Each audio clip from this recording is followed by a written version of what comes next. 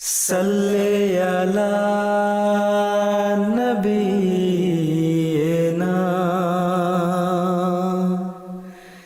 صلی علی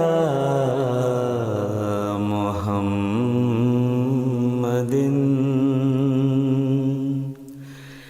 صلی علی نبینا صلی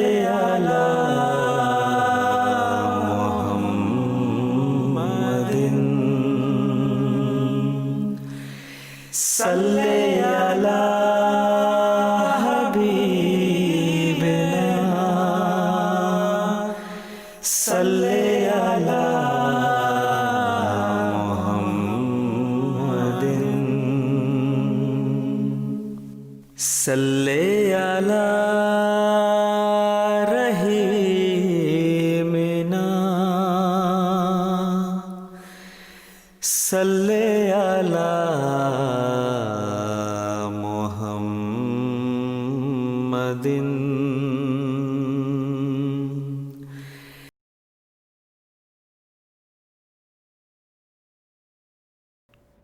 أشهد أن لا إله إلا الله وحده لا شريك له وأشهد أن محمدا عبده ورسوله أما بعد فأعوذ بالله من الشيطان الرجيم بسم الله الرحمن الرحيم الحمد لله رب العالمين الرحمن الرحيم مالك يوم الدين إياك نعبد وإياك نستعين اهدنا الصراط المستقيم صراط الذين أنعمت عليهم غير المغضوب عليهم ولا الضالين آمین۔ الحمدللہ اللہ تعالیٰ کے فضل سے آج پھر سے ہم دوبارہ ملاقات ہوئے اور اس ہفتہ کے لیے تربیت آن لائن پروگرام میں مجھے ایک موضوع دیا گیا جو میں سمجھتا ہوں ہمارے لیے بہت زیادہ اہم ہے اور ہم اپنی زندگی میں اس پر عمل کرنے چاہیے اور وہ موضوع صبر کا ہے۔ اصل میں یہ لفظ جو ہے منہ میں بہت آسان ہے لیکن اس کا عمل کرنے کے لیے اپنی زندگی میں ایک حصہ بنانے کے لیے بہت ہی مشکل ہوتا ہے، اور خاص آج کل کے زمانہ میں خاص طور پر ہم بطور جماعت احمدیہ سے تعلق رکھتے ہیں، اس لیے یہ صبر کی بہت ضرورت ہوتا ہے۔ اس موقع پر میں ایک مضمون بتانا چاہتا ہوں یا پڑھ کے سنا دیتا ہوں جو حضرت خلیفۃ المسیح الخامس کی خطبہ کے مطابق ہے اور اس کے ہمارے لیے بہت ضروری ہے۔ قرآن کریم اللہ تعالیٰ نے فرمایا سورۃ البقرہ میں یا ایھا الذین آمنوا استعینوا بالصبر والصلاۃ ان اللہ مع الصابرین، یعنی اے وہ لوگوں جو ایمان لائے ہو اللہ سے صبر اور صلاۃ کے ساتھ مدد مانگتے رہو، یقیناً اللہ صبر کرنے والوں کے ساتھ ہے۔ الہی جماعتوں کو اپنے مقاصد کے حصول کے لیے قرآن کریم نے جو حکم فرمایا ہے وہ اللہ تعالیٰ کی طرف سے مستقل مزاجی سے ہر وقت جھکے رہنا ہے۔ یہ صبر اور دعا ہے جو مؤمنین کو کامیابیاں بخشتی ہے۔ یہ اصول اسلام سے پہلے کے تمام مذاہب نے دیا تھا، تمام انبیاء نے بھی بتایا تھا، اور حضرت صلی اللہ علیہ وسلم نے بھی یہی سبق ہمیں دیا۔ اللہ تعالیٰ نے آپ کو یہ تعلیم دی جس کو آپ نے پھیلایا۔ ہم مسلمانوں کو یہی حکم ہے کہ تمہاری کامیابیاں صبر اور دعا سے ہی حاصل ہونی ہیں، اس کے بغیر اس کے سوا اور کوئی راستہ نہیں جس سے تم اپنے مقصد کا حصول کر سکو۔ قرآن کریم میں مختلف آیات میں صبر کے حوالہ سے جو توجہ دلائی گئی ہے یا تلقین کی گئی ہے اس کے مطابق صبر کی تعریف یہ ہوگی کہ اللہ تعالیٰ کے راستہ میں جو تکالیف آئیں یا جن تکالیف کا سامنا کرنا پڑے تو کسی قسم کا شکوہ زبان پر نہ لاؤ۔ تاریخ انبیاء سے ثابت ہے کہ خود انبیاء اور ان کے ماننے والوں کو تکالیف کا سامنا کرنا پڑا اور کرنا پڑتا ہے۔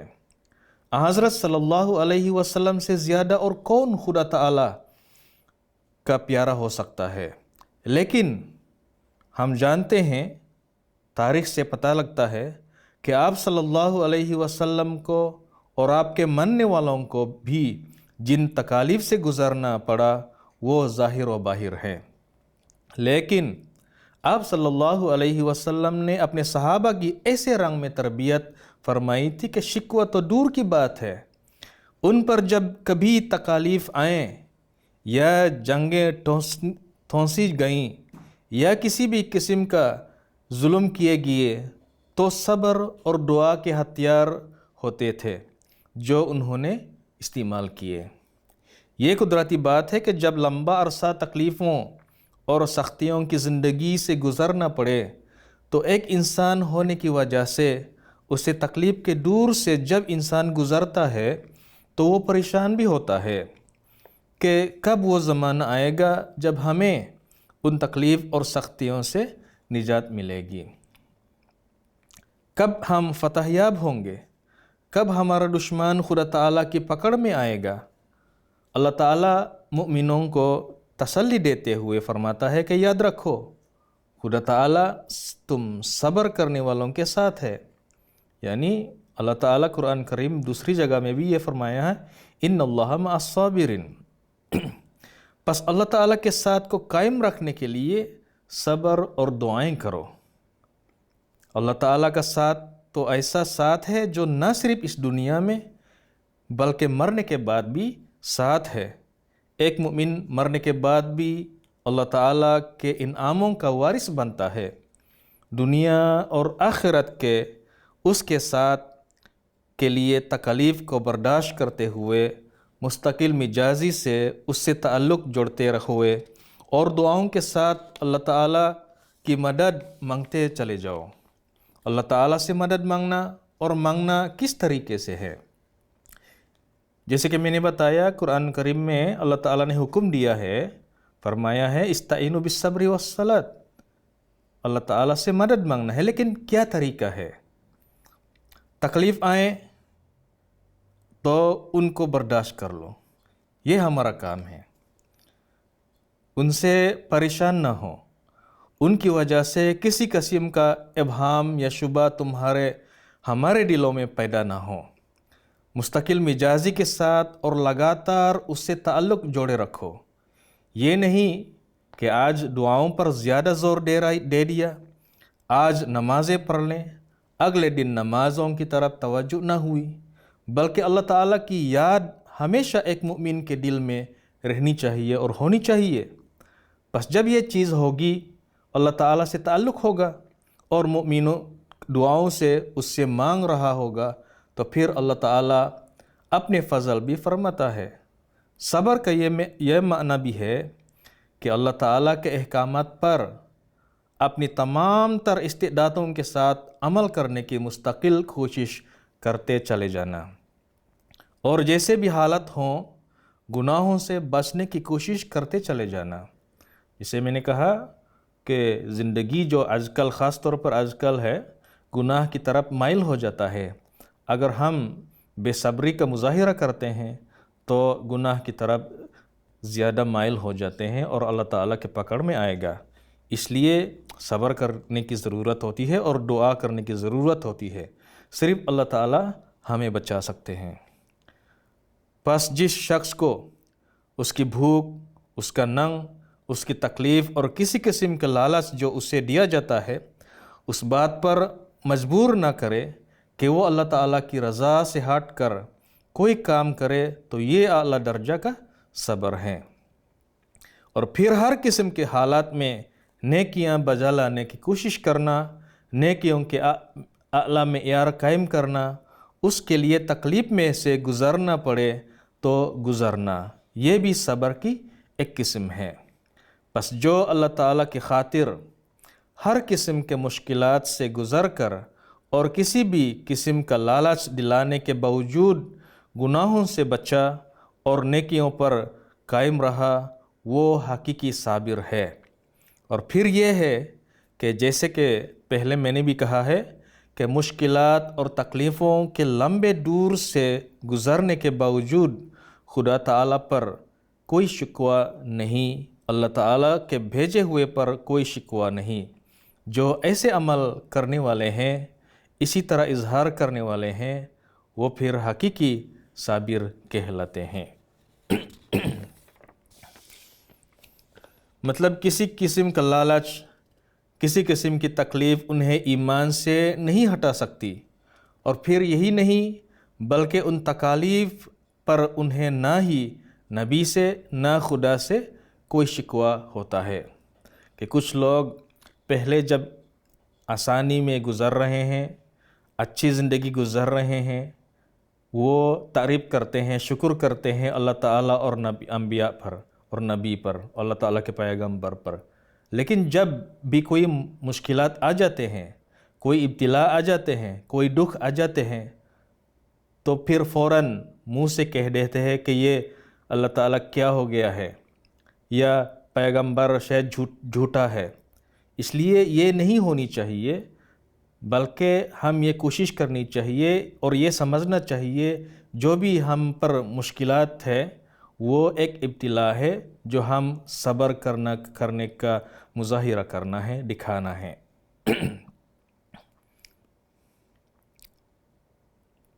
کیونکہ وہ صبر کے اعلیٰ نمونہ دکھانے والے مؤمنین ہیں، وہ صبر و استقامت کی اعلیٰ مثالیں قائم کرتے ہیں۔ لیکن جیسے کہ میں نے کہا، بطور انسان، بشر، ضعیف یعنی کمزور انسان، اس کے ناطے پریشانی ہوتی ہے، اور ہر زمانہ میں ہر نبی کے ماننے والے بعض دفعہ اس کا اظہار بھی کر دیتے ہیں۔ اگر ہم غور کرتے ہیں حضرت صلی اللہ علیہ وسلم کی زندگی کا تاریخ کے بارے میں، مکہ کی زندگی کے میں ہجرت سے پہلے باوجود اس کے کہ حضرت صلی اللہ علیہ وسلم کے صحابہ نے اپنی جان کی قربانیاں بھی پیش کیں، ہر قسم کی سزائیں لیں، تکالیف برداشت کیں، اور ان کو برداشت کرنے کے لیے ہر وقت تیار رہتے تھے، لیکن پھر بھی حضرت صلی اللہ علیہ وسلم کی خدمت میں سوال کر دیا، اس لیے نہیں کہ ان کے ایمان کمزور تھے، ایمان کے وہ لوگ بڑے مضبوط تھے۔ اپنی پریشانی اور تکلیف کا اظہار حضرت صلی اللہ علیہ وسلم کی خدمت میں کیا کہ کب تک یہ برداشت کرتے رہیں گے۔ جسے میں نے کہا تھا کہ انسان بطور انسان کمزور ہیں، جب بھی پوچھتے ہیں وہ ضروری نہیں کہ وہ اس کا ایمان کمزور ہیں، لیکن وہ ہو جاتے ہیں کبھی کبھی مشکلات کے زیادہ دور ہونے کی وجہ سے، زیادہ لمبا ہونے کی وجہ سے وہ کبھی کبھی آ جاتے ہیں دل میں۔ اور یہ بھی بعید نہیں کہ حضرت صلی اللہ علیہ وسلم کی تکلیف کو دیکھ کر یہ کہا ہو کہ کب تک آپ صلی اللہ علیہ وسلم یہ تکلیفیں برداشت کرتے چلے جائیں گے۔ جب آپ سے سوال کیا گیا تو حضرت خباب بن الارات بیان کرتے ہیں کہ ہم نے حضرت صلی اللہ علیہ وسلم سے اپنی تکلیف کا ذکر کیا۔ آپ صلی اللہ علیہ وسلم کعبہ کے سائے میں چادر کو سرہانہ بنایا لیٹے ہوئے تھے۔ ہم نے عرض کی کہ کیا آپ ہمارے لیے اللہ تعالیٰ سے مدد نہیں مانگتے اور دعا نہیں کرتے کہ اللہ تعالیٰ سختی کے یہ دن ختم کر دے؟ اس پر آپ صلی اللہ علیہ وسلم نے فرمایا کہ تم سے پہلے ایسے انسان بھی گزرا ہے جس کے لیے مذہبی دشمنی کی وجہ سے گھڑا کھودا جاتا اور ان میں سے اسے گھڑ دیا جاتا، پھر آرا لایا جاتا اور اس کے سر پر رکھ کر اسے 2 ٹکڑے کر دیا جاتا، لیکن وہ اپنے دین اور عقیدے سے نہ پھرتا، اور بعض اوقات لوہے کی کنگھی سے مؤمن کا گوشت نوچ لیا جاتا، ہڈیاں اور پھٹے ننگے کر دیے جاتے، لیکن یہ ظلم اس کو اپنے دین سے نہ ہٹاتا۔ یہ صحیح بخاری میں یہ مثال حضرت صلی اللہ علیہ وسلم نے اپنے صحابہ کے سامنے بیان فرمائی۔ بس آپ صلی اللہ علیہ وسلم نے ایک اصولی بات الہی جماعتوں کے متعلق ان ابتدائی صحابہ کو بھی سمجھا دی کہ یہ تکالیف آتی ہیں اور آئیں گی، مخالفین کی طرف سے بھی ظلموں کی انتہائی بھی ہوتی ہے۔ پس جیسے کہ میں نے کہا، اگر ہم صبر کرتے ہیں اور برداشت کرتے ہیں اور دعا مانگتے رہتے ہیں اللہ تعالیٰ سے، کیونکہ اللہ تعالیٰ کی مرضی ہے کہ ہم کتنے لمبا مشکلات میں ڈالا ہمیں، اس لیے ہمارا کام جو ہے اللہ تعالیٰ سے مدد مانگتے رہنا اور برداشت کرتے رہنا اور صبر کا مظاہرہ کرنا ہے، کیونکہ مؤمنین کی کامیابی اس پر صبر کی وجہ سے ہوتی ہے اور اللہ تعالیٰ کی مدد سے ہوتا ہے۔ اگر اللہ تعالیٰ ہمارے دعا کو قبول کرتے ہیں تو پھر کامیابی ضرور ہونی ہے، اور یہ انقلاب اللہ تعالیٰ دلوں میں پیدا کر رہا ہے۔ بس اگر ہم صبر اور دعا کے ساتھ اللہ تعالیٰ کی مدد مانگتے رہے،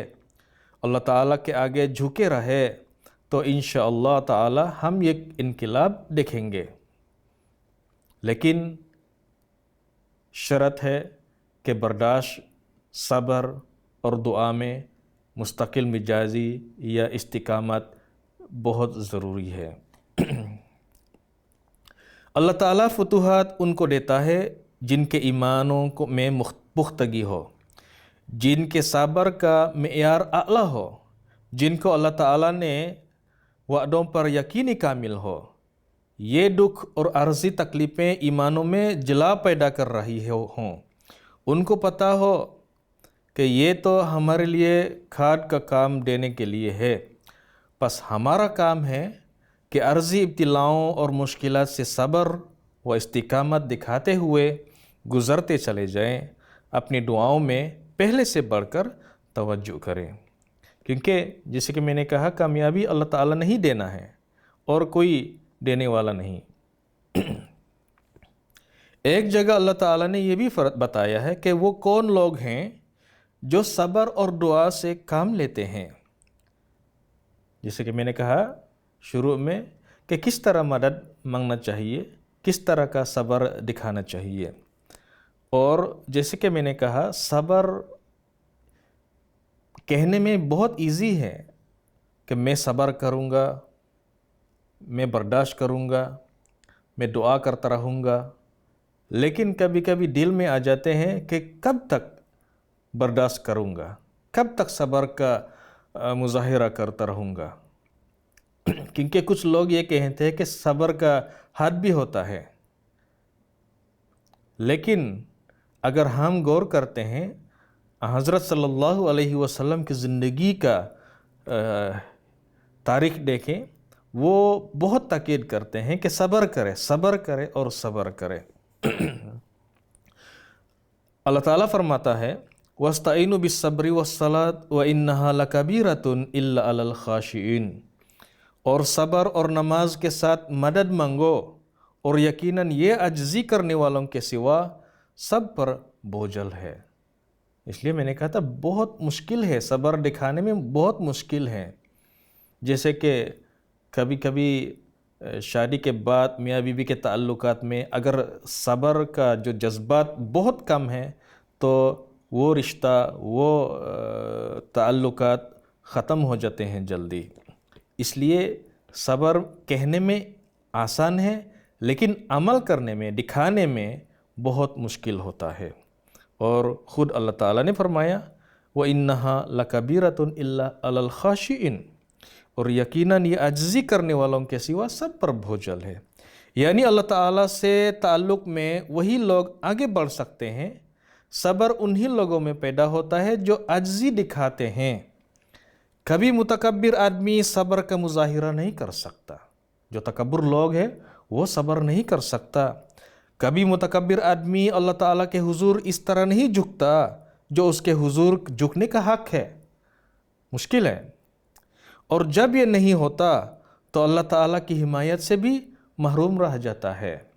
اس لیے اگر صبر کرنے کا مظاہرہ نہیں کر سکتا اور اس پر عمل کرنے نہیں کر سکتا تو اللہ تعالیٰ کے فضل محروم ہو جاتا ہے۔ حضرت مسیح موعود علیہ الصلاۃ والسلام کو جب خدا تعالیٰ نے یہ فرمایا کہ تیری عاجزانہ راہیں اسے پسند آئیں، یہ حضرت مسیح موعود علیہ الصلاۃ والسلام کے بارے میں مشہور ہے، تیری عاجزانہ راہیں اسے پسند آئیں۔ کتنا مشکلات، کتنا ابتلا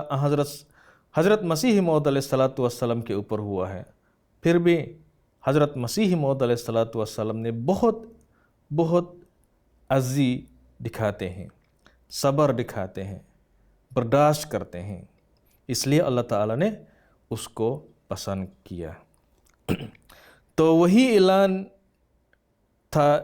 کہ جس کام کے لیے اللہ تعالیٰ آپ کو کھڑا کرنے لگا ہے اس میں اللہ تعالیٰ کے فضل سے انشاءاللہ تعالیٰ کامیابیاں آپ کے قدم چومیں گی۔ اللہ تعالیٰ جو کام آپ سے لینے لگا ہے اس میں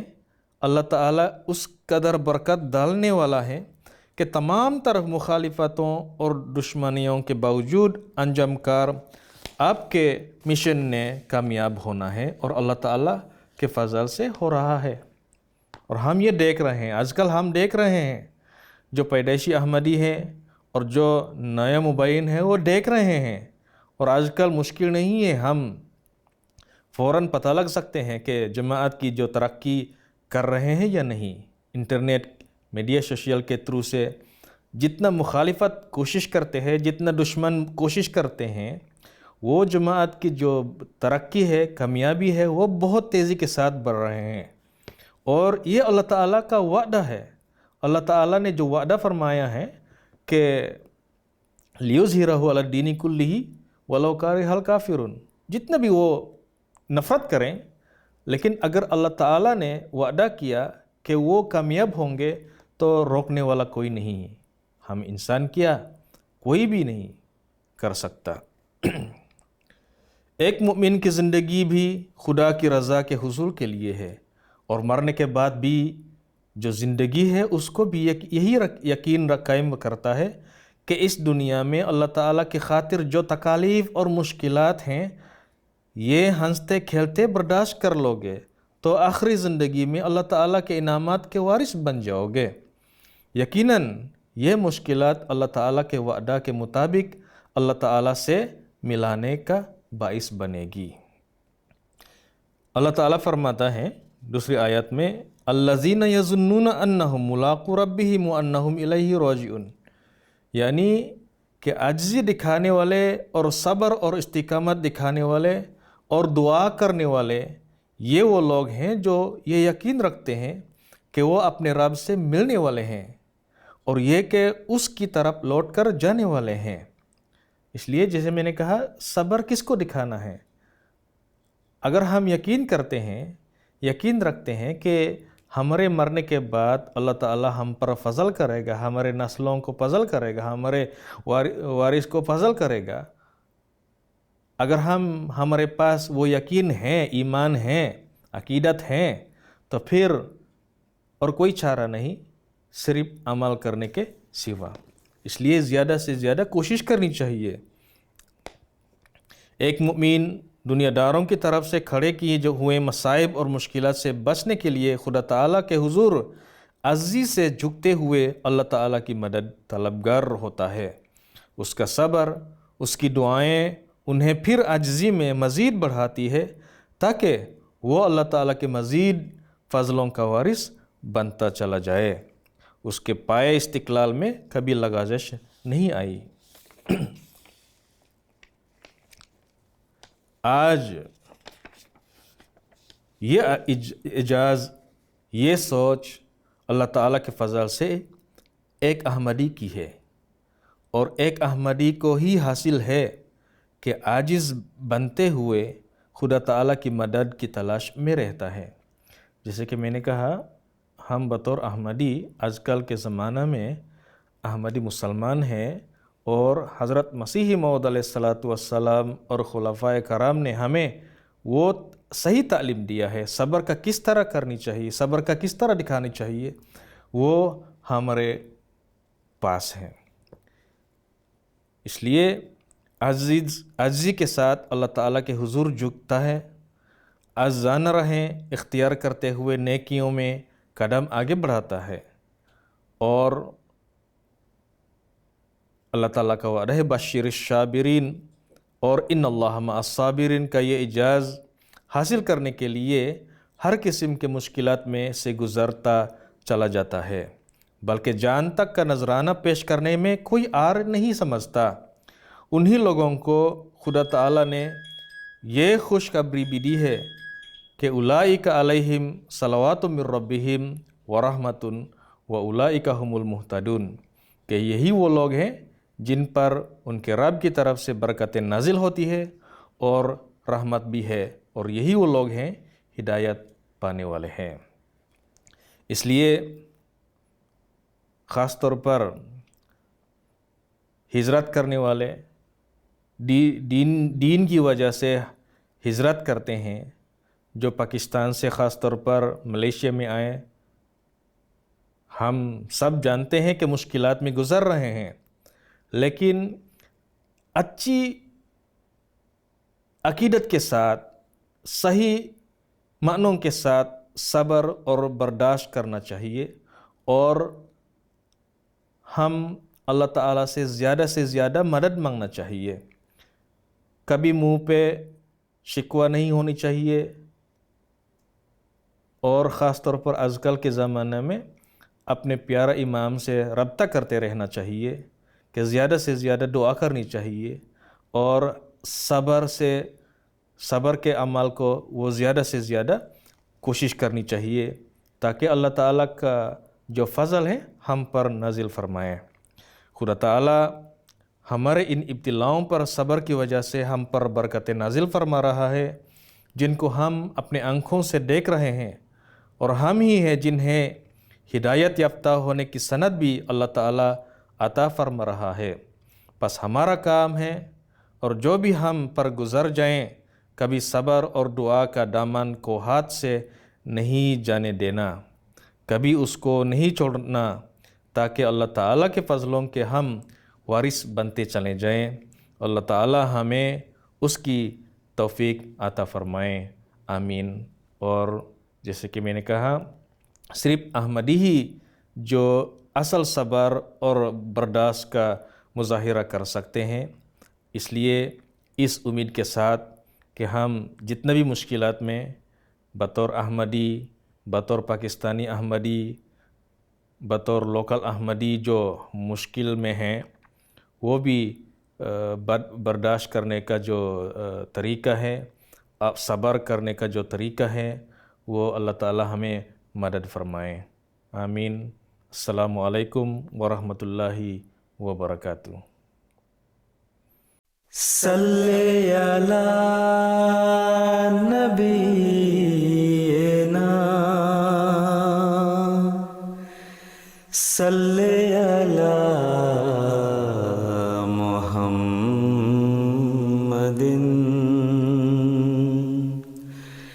صلی علی نبینا صلی علی محمد صلی علی حبیبنا صلی علی